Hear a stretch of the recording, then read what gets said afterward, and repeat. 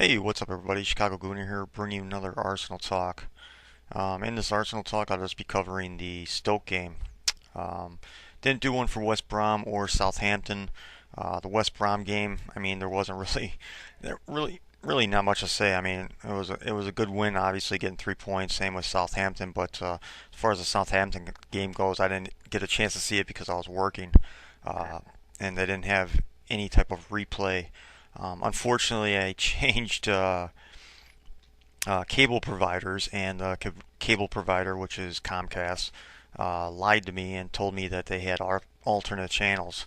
At least here in the States, we have alternate channels to watch all the games because NBC has extra time, which they show every single game of the English Premier League. Well, Comcast told me that they had the alternate channels. They don't. Of course, I didn't realize it until about a week after, right about the West Brom game, when I was looking through all the channels to see, uh, what other games was going to be on, and what I could watch afterwards. After the West Brom game, and no alternate channels. Of course, I called up screaming, told them, the sales rep that came out to my house said that the alternate channels were on there. They weren't. They gave me like $100 gift card, or credit, whatever.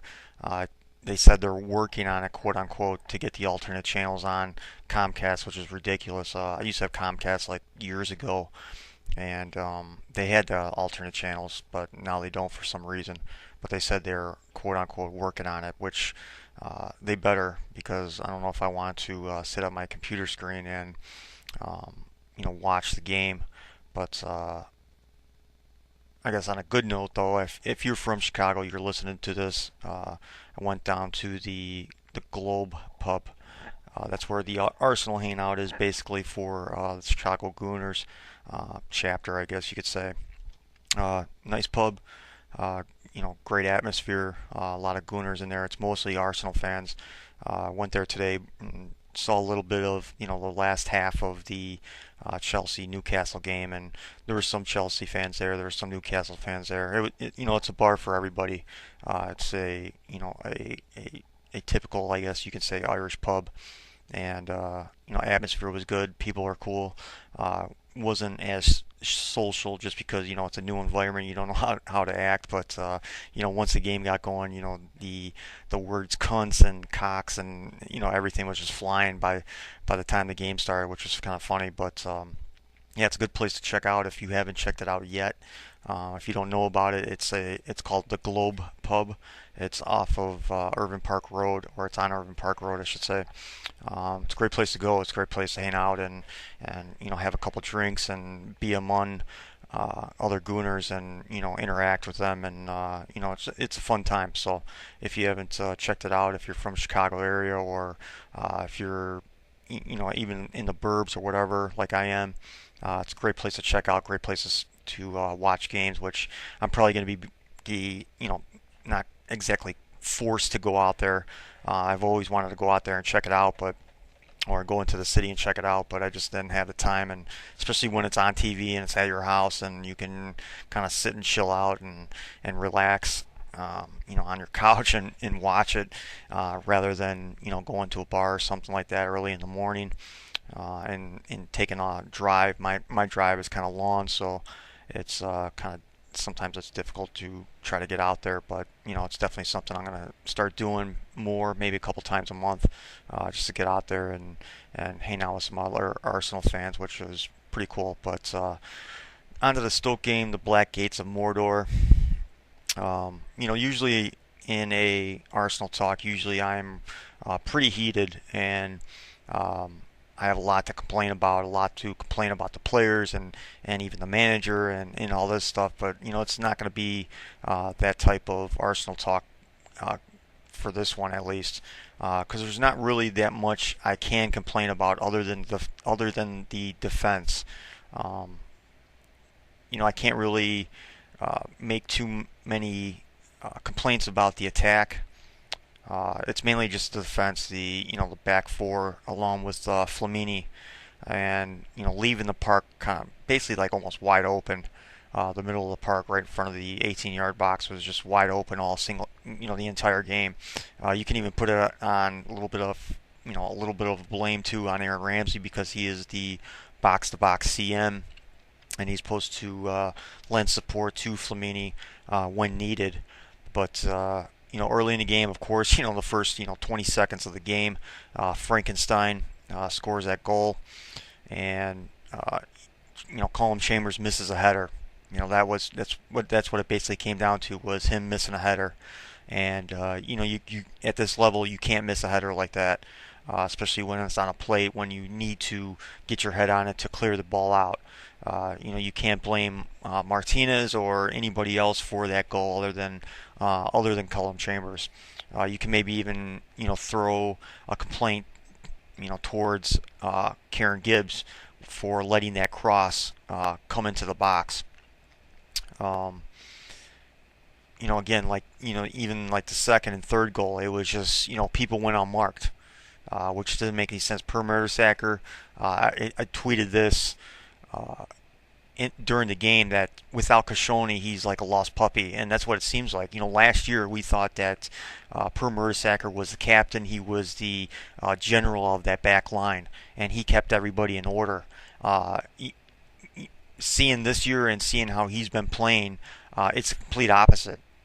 You can tell that Kashoni is the man. He's the one that brings everything together. He's the glue, so to speak, in that back line. And when he's not back there with Mertesacker is just completely lost.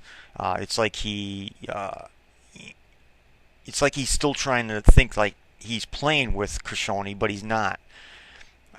Like he thinks that Kashoni's always going to be there to cover when he's not. Trying to ask that of Nacho Monreal and even Colin Chambers. Colin Chambers is still growing into the position.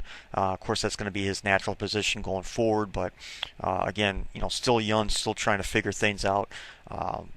But he's not up to the level of a Kashoni, obviously, having that type of experience, that type of game time, playing in the Premier League for a number of years, playing professional football a number of years. But yeah, Mertesacker is just he's just all over the place. Having Bojan just pretty much waltz right into the 18-yard box and get a free contact on the ball like he did. Mertesacker was, he just fell asleep. Same with Flamini. They just both fell asleep and they didn't follow him into the box. And those are the type of defensive mistakes you just cannot make at this level. And it's a concern. It's a very big concern. In the beginning of the game, when the team sheet was released, when they had Bellerin on the right side, and then of course they have Colin Chambers at center half. I've been screaming for that for since Kashoni's been hurt. Why Wenger finally went to that in this game is beyond me. Monreal should have never been playing center half in the first place. It should have always been Chambers. If it was always Chambers, maybe him and Mertesacker can form a decent partnership. Not the partnership that him and Kashoni have, but at least a decent enough partnership to they know what they're going to be doing without having to communicate at all times.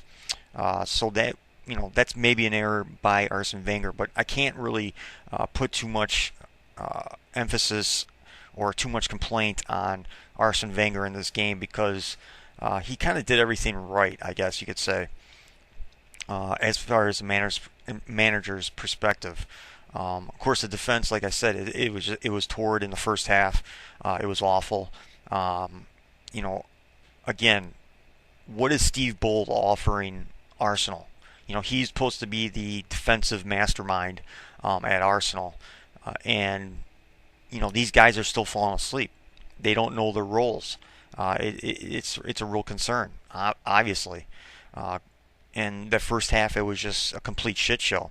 I was at the pub and I was just like, you know what, I was just ready to leave after the first half because it was just a complete shit show. But I drove all the way down there to hang out and check the place out and stuff. But luckily I did stay because the second half it was just a completely different Arsenal team. At the half, Danny Welbeck came into the game right at halftime, which was the right move. It was Arsene Wenger had to make that move. He should have, he had to at least put like one person in. I thought he should have put another player in as well. Um, he should have just put another two attackers. They should have just put, um, Podolski and Welbeck in right at the start of the half to try to get it back. To at least try to nick a goal within the first 5 to 10 minutes, and when they didn't nick a goal in the first 10 minutes, it was really concerning. It was really, oh God, this is going to be a 3-0 bashing, a 4-4, 5-0 bashing, and it's going to cause, waves of concerns through Arsenal fans. Um, I guess go back to the first half and that Giroud header, he's got to put that on target. I know he's been out for some time now. He's trying to get his feet back and try to get his groove back a little bit. But whether you're out 6 months, 2 years, you got to put that on target. That's just, that was just awful. It was a free header. It was almost like an open goal. Begovic would have had absolutely no chance at getting at it, and he puts it wide of the post. It was a terrible header, honestly. It would have brought the game to level 1-1, and who knows what would have happened after that. Maybe more of a sense of urgency from Arsenal, because you kind of saw some urgency from Arsenal after their first goal. But then after that, it was just the defensive problems that players just fell asleep. But in the second half, um, from start to finish from the second half, it was probably the most heart that I've seen Arsenal play this entire season.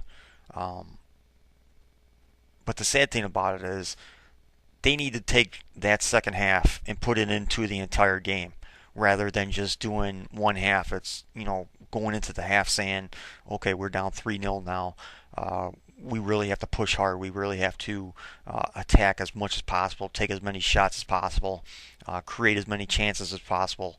We need to do that in a full 90 minutes, not just one half, not just when we go 1-0 down, 2-0 down, 3-0 down. We need to have that attitude from start to finish, and we just don't, for whatever reason. We're Arsenal Football Club. We're a big club.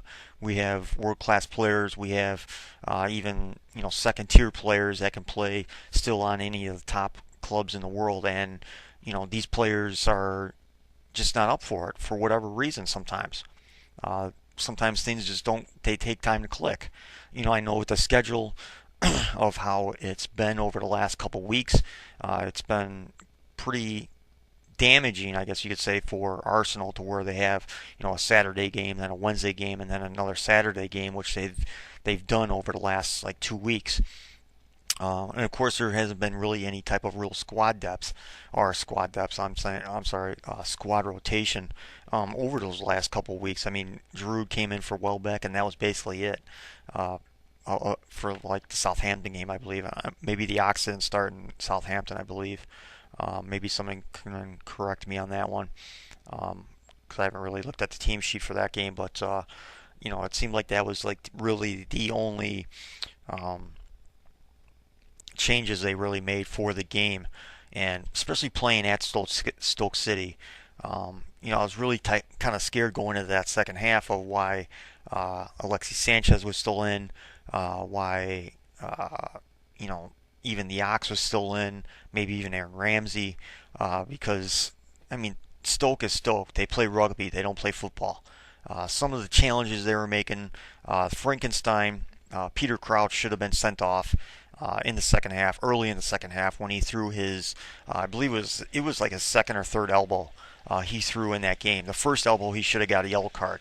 The second elbow he finally got a yellow card. Anthony Taylor. He's our Achilles heel.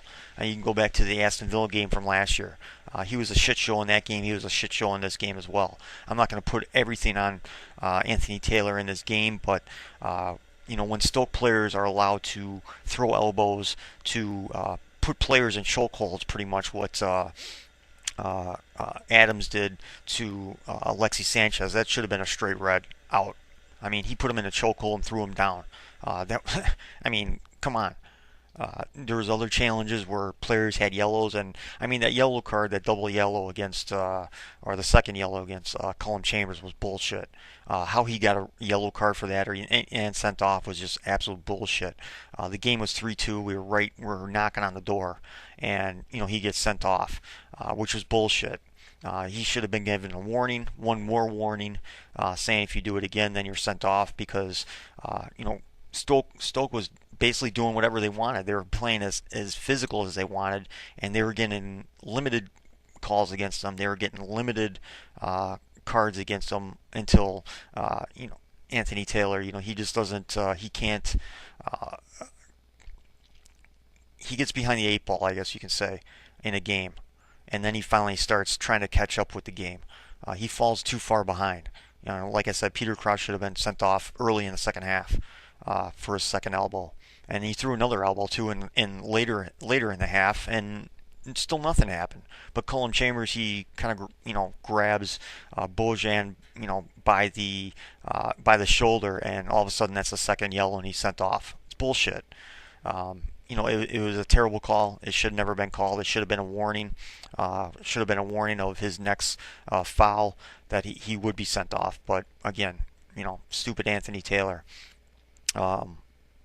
Because in the second half we were the better side. I think we were the better side almost for the entire game, to be honest with you. Other than their 3 goals, they had a couple attacks that were decent, but throughout the whole game, we had most possession. We were attacking. We just couldn't finish. The Giroud goal early in the second half, the Alexis Sanchez where he hit the post. We should have won the game, obviously, in my opinion. I think we could have nicked at least a point out of it. But again, even when we went down to 10 men, we were still the stronger side. They just put all 11 behind the ball because they were scared shitless because, we were on the attack, even the counter attack, even with 10 men. But by that point, it was, the 85th, 87th minute. I mean, our legs were dead. Unfortunately, the players just exhausted way too much energy, in my opinion. Because they had to, obviously, especially after Chambers went off. They're just exhausting too much energy to try to get the game back. It was nice to see Aaron Ramsey finally score a goal. It was difficult. I mean, the difficulty on a volley, that kind of goal. I hope it springboards him to his form from last year. I hope this goal lifts his confidence up because up until now he hasn't really been playing with that much confidence. Getting an assist from the Southampton game, which was the game winner to Alexis Sanchez, and now this goal. I hope it springboard him because we need him. We desperately need him. We need him to get back to that form from last year. We need him to be that kind of leader, or like I've always said, the ninja assassin that he was last year, where he just went unmarked and he was making great runs and scoring goals and assisting his teammates. And he needs to get back to that type of confidence, and hopefully this springboards him in going forward. Of course, the the PK. I think it was a little bit of a makeup call for some of the non-calls for like yellow cards or even fouls and whatnot. Looking at the replays a few times, it looked like Flamini got nicked a little bit, but it didn't look like he got hit that hard. But maybe it was just in the action of of the fall or his momentum taking him forward that caused the PK. But Santi Cazorla took it home. Again, he hasn't scored in a long ass time. I think I don't know, has he scored this year? I can't even remember if he has scored this year. He might be the FA Cup is the last time he actually scored in a competitive match, to be honest with you. Maybe I'm wrong on that because I can't really remember when the last time he did score. But again, we need to get these guys, some of these guys like a Santi Cazorla, an Aaron Ramsey. We need to get these guys' confidence up to the level they were last year, even the year before, especially with Santi Cazorla with Ozil being out. I hate to say this, even though Stoke City, the Yorks, were playing physical. This game was screaming for like a Mesut Ozil to pick out that final pass and to break Stoke City down. To take on defenders a little bit more. In Santi Gazzola's defense, I've been giving him a hard time so far this season, but he's taken defenders on finally again. Uh, why he wasn't doing that early on in the season, I just don't know. Because he's a great dribbler. He's great with the ball at his feet. To take defenders on, to make some dribble moves past defenders, to make them miss. He's finally been doing that for the last few games, which is good to see, which he needs to do more of. And that's what we kind of miss a little bit with Mesut Ozil being out, because he did that a lot last year with taking defenders on. When you add a guy like in Oxlade Chamberlain, who's going to do that as well, Alexis Sanchez, who's going to do that as well. Giroud's not good at it. Welbeck is decent at it, but his touch is a little bit heavy. Giroud all game again. He's coming back into his. He's trying to get back into his form, trying to get back fit.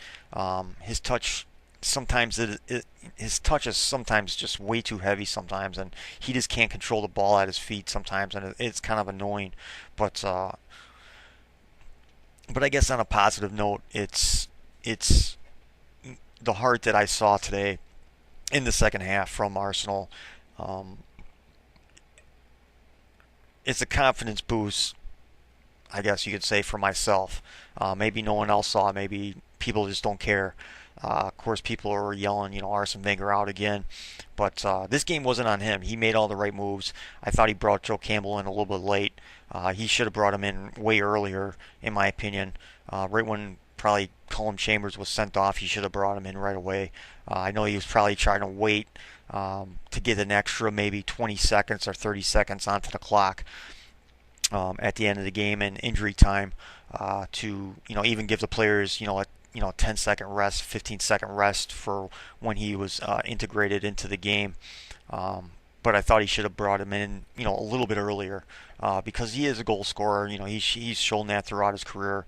He has that pace, he has that kind of skill. But it's something that we probably needed a little bit earlier, because you could see in about the 83rd, 84th minute, definitely in the 85th, 87th minute, that the players were just really tired. That they needed an extra set of legs out there to, really go at them. Because, I'm sorry, Lucas Podolski, he was invisible from the time he came onto the pitch to the end of the game.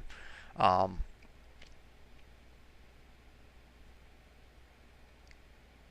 Other than him being a finisher, he shouldn't be out there. Period.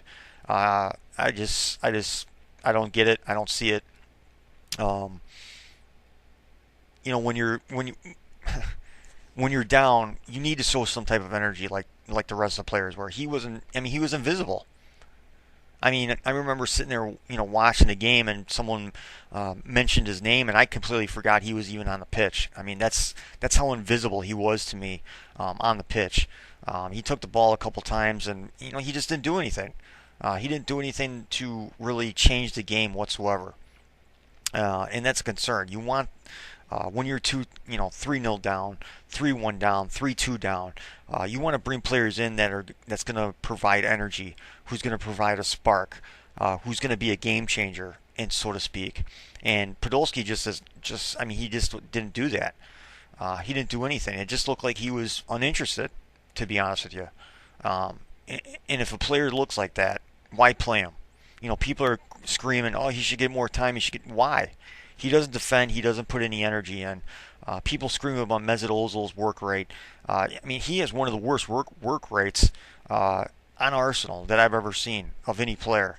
Giroud's been out, and he's probably maybe 60% match fit, and he's out there running around and making a nuisance of himself.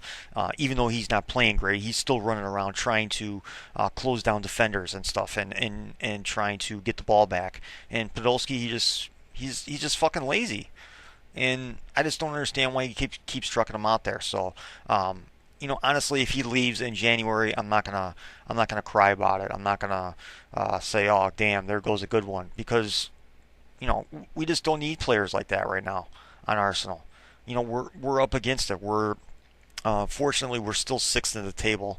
Let's see who. I think Swansea City has a chance. They're still on 14 games. Swansea City has a chance to knock us down to seventh. Um, let's see who else. Yeah, that's it. Swansea City's currently in eighth. They play, I believe, tomorrow or today when you're going to be listening to this. They're at 22 points, so if they win, they're going to knock us down to seventh. This is a great opportunity. Again, we're on a little bit of a win streak, a little bit of a high. We could have, you know, of course, Manchester United plays, I believe, on Monday. They play against Southampton. Uh, at worst, we could have been tied for well, we would have been fifth because well, West Ham still plays as well, but we could have been at worst still sixth, at best fifth, and it would be basically goal differential if Southampton loses to Manchester United on Monday. But again, points lost. This is kind of like the story of this season so far is just points lost. Missing Cassoni really hurt in the game, but again, he's coming back from injury. We need to rest him. We need to rotate the squad. I mean, the squad should have been rotated a little bit more. I wouldn't have been pissed off even if Alexis Sanchez didn't even start the game, to be honest with you, just because it is Stoke City. Because they're rough. They play a different style of football, or they call it football up there, but it's just not. It seems like they're allowed when they play at the Britannia to play however they want. Again, rugby football. I mean that's what they're basically playing. And if cards aren't given out, or some form of suspension for like a Peter Crouch or Adams or Charlie Adams doesn't come out tomorrow or on Monday, I would be shocked. I remember last year Charlie Adams had, I guess, what do you have, like a 3-game suspension because he stomped on Olivier Giroud's leg last season, which wasn't even called, which should have been a straight red card, and it wasn't even called in the game. He should be suspended again, at least for 1 game, for that takedown against Alexis Sanchez today in the game, which is just ridiculous.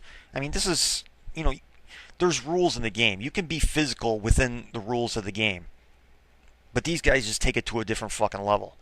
And they're allowed to do this by the referees. And of course, the referees, they're never going to be held accountable, unfortunately. And that's just another BS thing that's just going to be regurgitated and recycled over and over again throughout the season of any team, any game whatsoever. But I guess on a good note today too, I guess maybe why on a lighter note too, that I'm maybe a little bit less fired up over a loss is Chelsea lost today. So 49 is intact. The Invincibles are still intact. I think it'll continue to be intact. It was a scare because Chelsea, the way they're set up, and they definitely missed Modic today. I think in that game against Newcastle, and a little scared there once Drogba hit that header in from Fabregas late in the game. After Taylor got sent off, it was kind of like a little bit of a scare that they would nick a point out of it because they were really relentless over the last about 10 minutes of the game, where it was just like edge of your seat type stuff. But 49 is intact, the Invincibles intact, so that's a good thing to take away, I guess, from this weekend so far. But yeah. And I'll go, I guess, also on a good news too. This weekend, or this week, I guess you'd say, I booked my first trip to London in late February. I plan to go to the Everton game. I haven't got my tickets yet. I haven't ordered them yet. Probably gonna wait for about a month and a half out until I order them on the UK websites that you can grab your tickets from. But looking forward to it. Going to spend a week there. I'm basically within walking distance too of the Emirates. Set myself in a hotel that's basically walking distance. I think it's a couple miles from the Emirates. So can't wait. It's been a kind of like a little bit of a dream. I guess you could say a dream vacation.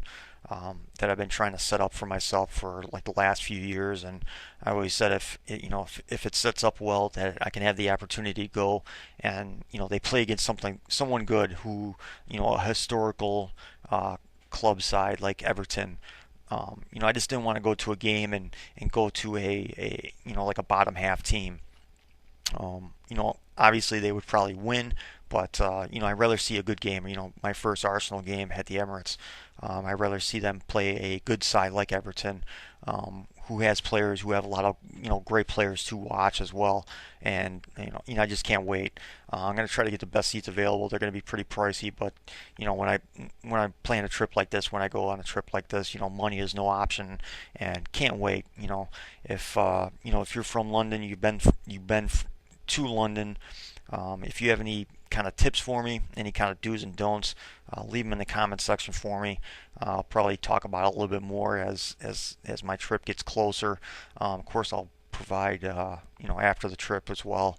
I'll probably do some like photos and stuff like that. I'll probably post them on my Twitter account as well. It's Chicago_Gooner, and also do probably like a review as well as on YouTube as well, and hopefully try to get on Arsenal Fan TV. I'll probably try to do that as well when I go there. So really looking forward to it. Really pumped up. Can't wait. It's less than 3 months away that I'll be going. Hopefully the weather will be a little bit better. I guess the temperatures, at least for U.S. temperatures, it's supposed to be in the high 40s, so that's not too bad. That's like Chicago weather. So I'm literally looking forward, literally excited for it. But yeah, if you have any do's and don'ts, leave them in the comment section for me. That'd be great. Any type of advice that anybody can throw at me, that'd be great. But that'll be it. If you have any comments, you have any question or comments, questions, anything like that, you want to put a little rant down below in the comment section, go ahead, and I'll talk at you guys later.